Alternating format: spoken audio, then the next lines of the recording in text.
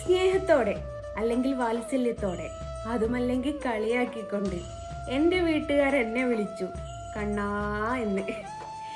ആ വിഷമവും സങ്കടവും ഇന്നും എനിക്ക് തീർന്നിട്ടില്ല കേട്ടോ.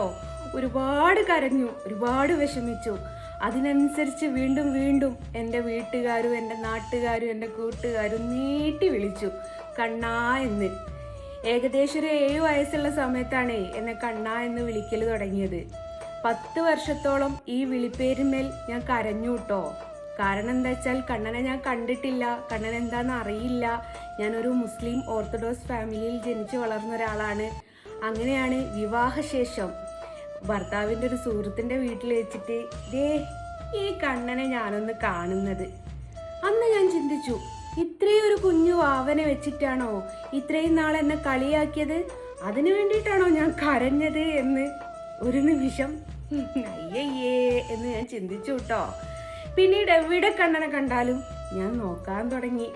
അതൊരു ഹിന്ദു മതസ്ഥരുടെ വീട്ടിൽ മരണത്തിന് പോവുകയാണെങ്കിൽ പോലും ആ മരിച്ച ആളെ കാണുന്നതിൻ്റെ മുമ്പേ അവിടെ എവിടെയെങ്കിലും കണ്ണൻ്റെ ഫോട്ടോ വെച്ചിട്ടുണ്ടോ എന്ന് നോക്കാൻ തുടങ്ങി. അത്രമേൽ പ്രിയപ്പെട്ടതായി മാറിയിട്ടോ ഈ കണ്ണൻ. ഒന്നോർക്കുക, 10 വർഷം കണ്ണാന്ന് വിളിച്ചതിന് ഞാൻ കരഞ്ഞ ആളാണ് പിന്നീട് കണ്ണനെയും തപ്പി നടക്കുന്നതേ. അങ്ങനെ ഇരിക്കെ 2013-14 കാലഘട്ടങ്ങളിലാട്ടോ വര തുടങ്ങിയത്. എല്ലാവരും വിചാരിക്കുന്നത് എന്താ, തലയിൽ തട്ടവും ഇട്ട് ഒരു കൃഷ്ണനെയും വരച്ച് സമൂഹത്തിൽ ഒരു ബിസിനസ് എന്ന രീതിയിലേക്ക് ഇറങ്ങി വന്നവളാ ഞാനെന്ന്. അങ്ങനെയല്ല കേട്ടോ കഥ. ഓർമ്മ വെച്ച കാലം തൊട്ട് കണ്ണാന്നുള്ള വിളിപ്പേര് കിട്ടി. അതുമ്മേൽ ഒരുപാട് കരഞ്ഞു. പിന്നീട് കണ്ണനെ കണ്ടപ്പോൾ മനസ്സിന് വല്ലാത്തൊരു സന്തോഷം തോന്നി. പിന്നെ അദ്ദേഹത്തിൻ്റെ ഒരു ഫാനായി മാറി ഞാൻ. പിന്നെ അദ്ദേഹത്തിലേക്ക് അങ്ങ് അടുക്കുകയായിരുന്നു. അതാണ് യഥാർത്ഥ കഥ. അങ്ങനെ ചിത്രം വരച്ചു തുടങ്ങി. ആദ്യം വരച്ച ഫോട്ടോ എന്താ പറയാ, രൂപത്തിൽ കണ്ണനാണ്. പാർട്സ് ചെയ്ത് നോക്കുകയാണെങ്കിൽ ഓരോരോ കംപ്ലൈന്റ് ഉണ്ടായിരുന്നു കേട്ടോ. പക്ഷെ എന്നാലും ഞാൻ എൻ്റെ ഒരു സുഹൃത്തിന് കൊടുത്തു. ആ സുഹൃത്ത് മുഖാന്തരാണ് പിന്നീട് ഒരുപാട് ഓർഡർ കിട്ടി തുടങ്ങിയത്.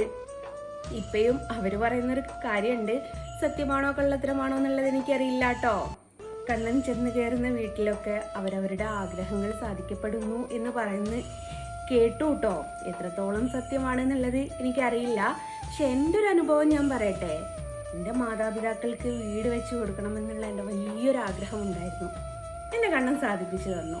അതേപോലെ വര തുടങ്ങിയ കാലഘട്ടങ്ങളിൽ തുടങ്ങിയിട്ടുള്ള ഒരു ആഗ്രഹമായിരുന്നു നമ്മുടെ ഇന്ത്യൻ പ്രധാനമന്ത്രി ശ്രീ നരേന്ദ്രമോദിജിനെ ഒന്ന് കാണുക എന്നുള്ളത്. അതും ഈ കണ്ണൻ്റെ നടയിൽ വെച്ചിട്ട് തന്നെ എനിക്ക് ആഗ്രഹം സാധിപ്പിച്ചു തന്നു. അപ്പം എൻ്റെ അനുഭവത്തിൽ എനിക്ക് ഒരുപാട് കാര്യങ്ങൾ സാധിപ്പിച്ചു തന്നിട്ടുണ്ട് കേട്ടോ. പിന്നെ ബാക്കിയുള്ളതൊക്കെ ഓരോരോ വിശ്വാസങ്ങളാണ്. ഞാൻ വിശ്വസിക്കുന്ന ഒരൊറ്റ കാര്യം ഇത്രയേ ഉള്ളൂ, ഏതൊരു കാര്യത്തിലാണെങ്കിലും നമ്മൾ കൊടുക്കുന്ന ഡെഡിക്കേഷനാണ് ഏറ്റവും വലിയ മികവായിട്ട് മാറുന്നത്.